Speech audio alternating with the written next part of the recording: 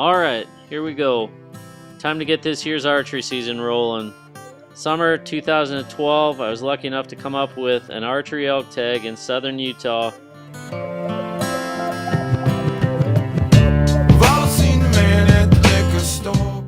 After a whole summer full of anticipation and a pile of phone calls down to Utah, September was finally here and it's time to get rolling. Pretty cool, though. He's got that big old, he just bugled a minute ago, tipped his head back.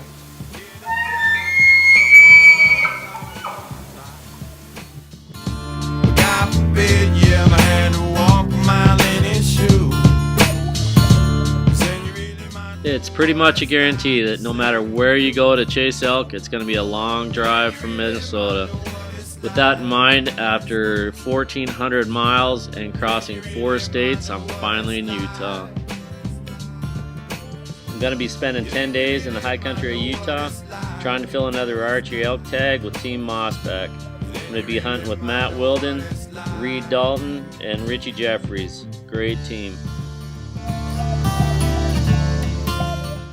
So Matt had cameras out all summer long covering this unit from one end to the other. From 5,000 feet to 12,000 feet there was cameras everywhere. He was finding a bunch of great big bulls like this beautiful big 7x6 that unfortunately broke his beam right before I got there. There's nothing like a weekly dose of big bull pictures to get you amped up. Made August seem like it drug on forever.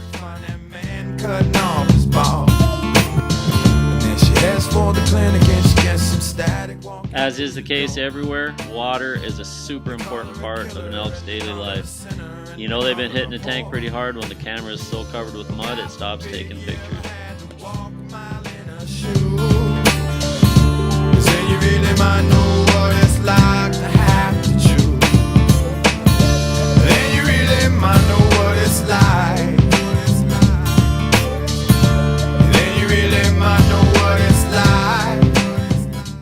People have been hunting elk down in the southwest with a bow for a long time. I love picking arrowheads up down here in pottery shards. Great connection to the past.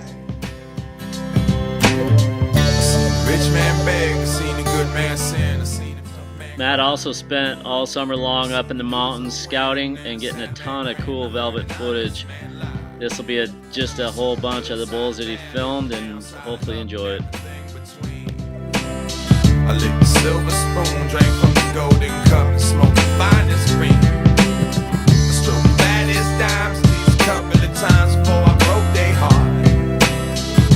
You know where it ends, yo, it usually depends on where you start.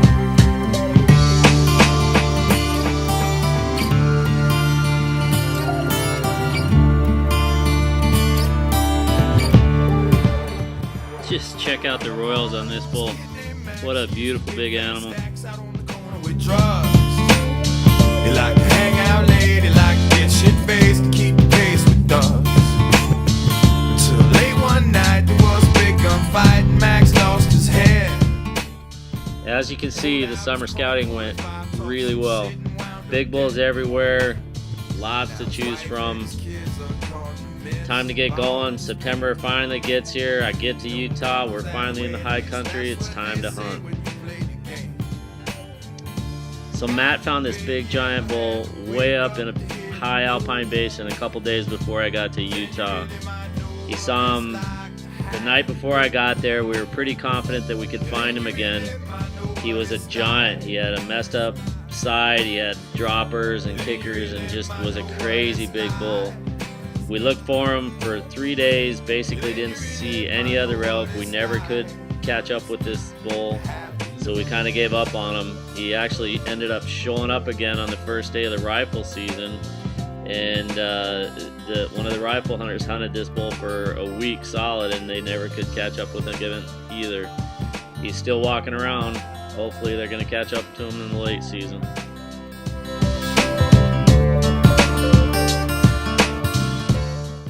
As an archery hunter, you wait all year for September to roll around and the bulls to start screaming. The rut in 2012 wasn't particularly intense. We did finally find a canyon that had a bunch of bulls that were screaming in it, and we called up a few, just couldn't quite put it together.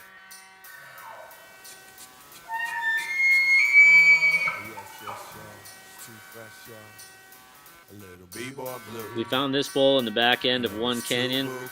He was fairly vocal, and we spent 3 or 4 days trying to get him on the ground. I drew on him twice. We had him at 50 yards a couple times and just kept getting busted by the cows. Beautiful big bull. I don't know how big he was, but I know he's at least in the mid 360s. He's still there. King of the lizard. My mojo's rising like my nature should. Not everybody can relate. After we'd been hunting about a week, Matt and I decided to start exploring some new ground in the north end of the unit. We found this bull one morning with a bunch of cows. He was screaming. Great big bull. He looked awesome. I set up on him one night on a tank that was close to him and had a bunch of people come in on four-wheelers and drive right in at prime time. That night we found the big bull that I ended up shooting and pretty much dropped this. These two, the first one I spotted, they're both bulls. There's 3 bulls. I guess there's 6 bulls. There's 3 bulls above him and then him. Nice. I haven't even looked at these ones over here yet. Look at them ivory tips on him, on the big old white tips. Yep. He's a beautiful bull. Somebody else killed this bull during the early rifle season. He went in the 370s. Beautiful, great big bull. We finally found this giant bull one night way out in the middle of the desert. We spent the next 5 days trying to get him on the ground. Next to last day of archery season, we found him bedded in a little strip of cedar trees. We snuck in 35 yards. We actually jinxed him a little bit. He took off running and made a great big loop out through the burned cedars and came right back in on top of us. He never really could figure out what had happened. We just kind of hunkered down and stayed quiet. And the bull kind of relaxed. He ended up walking out into the middle of the big burn. We got some great video of him right here. He made a big loop around. We watched him come all the way back right at us. He walked right on top of us. I got a shot at him at 52 yards. He stopped right behind one of these burned up cedar trees, and I had to shoot over one of the branches. I ended up centering my pin on the branch and just kind of lobbing an arrow over the top of it. I hit the bull too high, about 3 inches too high. I knocked him off his feet. It was unbelievable. Went flat on his back with his hooves flailing. I ended up hitting him in the bottom of the spine. I was trying to get another arrow in him. He jumped up, took off, and we watched him run for probably a mile and a half. We ended up trailing this bull through the desert for probably 2.5 or 3 miles. We found him dead under a cedar tree at 8 o'clock the next morning. Unbelievable. There he is. We found him. We tracked this son of a beef for about 7 miles before we finally found him dead. 376. He's 52 on his beams, 20-inch thirds, a 20-inch second. Let's see, 11, 14, 25 inches of extra, 24 and a half inches of extras, over 30 inches of mass. I think the smallest thing on him is, what's the smallest one on him, Matt? 16 on his front, So, on this left front, or his right front. I mean, that's real quick, but anyways. Okay. Yep, no. Oh, wait, fuck the pictures. Reader, I just had you saying that on camera. You should erase that probably. Okay. Alright, I'll talk to you in a while. Bye.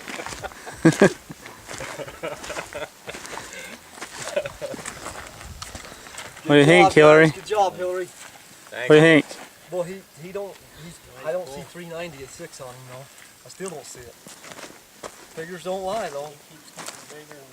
I think That's he's that throwing front as he end, lays man. there dead. I didn't give him an inch. I was pretty tight with it. Yeah. Too bad you don't get mass out of tines. Okay, come over here, Hillary. Let's get this story on there so we got it on film. You want to put that on a tripod and get your whole crew in there, or what do you think? Whatever you think. You're the man of doing this stuff. I Or don't. let your cameraman. September 14th, we found this bull. We've been on him for 4 days. Hunting with mossback in southern Utah. Unbelievable experience. We first spotted this bull in the evening 4 days ago, right at dark, all by himself, way out in a big yellow cheatgrass flat. Bunch of cows. He was all by himself, nobody around, just a lonely little corner. And so we got on him the next morning. I guess we had him at about 50 yards in the junipers that morning, and just couldn't get a clean shot at him. Saw him again that night, very briefly, in the junipers. Next morning we got on him again, same spot. Got back on him tight in the cedars. I think we had him at 49 yards, or we had his cows at 49 yards, and he was on the other side of a cedar tree and just couldn't make it work. And that night we saw him in the dark, actually coming off a tank, so we knew he was still in the area. We had Richie watching him from a long ways away. It was awesome. And so yesterday morning we finally found him. He had moved maybe a mile to the east on the other side of the big peak that we were watching him off of, and we got on him. He bedded in a little narrow strip of pinyons and cedars, and Matt and I snuck in on him. We got in 35 yards. We found him bedded under a cedar tree. He was backed way in under a bunch of branches, and I just couldn't get a shot, and finally he caught a little wind and busted out of there, but he only went about 100 yards and started barking, and he barked about 15 or 20 times and then went way out in the big burn, and just did not want to leave that stretch of pinyons. He came all the way, made a big circle about 500 yards out into the burn, and came all the way back in. I had 52 yards, and I had to shoot over a downed cedar, a burned up cedar, and I hit him a little bit high and knocked him right off his feet, right on his back. It was unbelievable. And then he ran for a long ways, and that was yesterday morning. We finally found him this morning, dead under the cedar tree, about 2 miles away, I guess. He's gone about 4 or 5 miles. How far was tracked? Yeah, he hasn't been bleeding, hasn't been nothing. We just tracked him by tracks all the way across the desert. Unbelievable job. Thanks everybody here. There's a whole pile of people here that were involved in this. Thanks Mossback, I really appreciate it. It does not get any better than this. What did he score? Scored 396 and 3/8, I think. Rough score in the field. An incredible job by Richie and Matt. I mean, unbelievable. One hell of a team effort. Richie was on spot. Matt was with Hillary the whole time, and them two they worked it out. It wouldn't have happened without these two guys right here. That's for dang sure. Great day to be in Utah. Oh, it's quite last day archery season today, actually. Hey, go ahead. Somebody's got a cell phone. Get in tight with the cell phone. Snap a picture. What an unbelievable big bull. He ended up with a gross green score of 397 and 0.8. Incredible.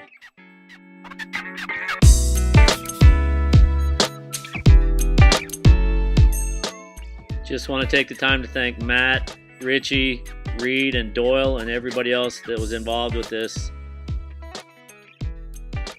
It was an incredible experience for sure.